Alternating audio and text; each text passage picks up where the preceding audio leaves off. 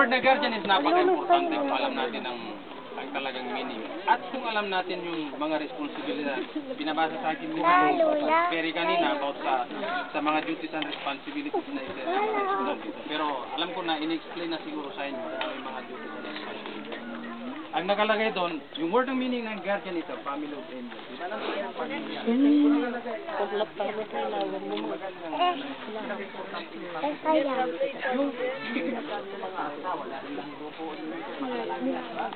Ang duty nyo sa inyong mga asawa at inyong mga anak.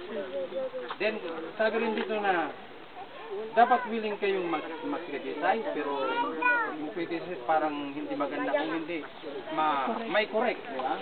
Willing kayo sa superior nyo. Then yung pangalawa, superior, kailangan galing mo yung superior nyo, no? Bilang pinakamaba. Then, pinaka-importante yung humble na eh.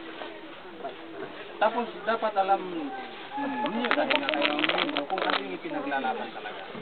Kasi pagka yung isang grupo, hindi niya alam ang kanyang pinaglalaban, mahirap.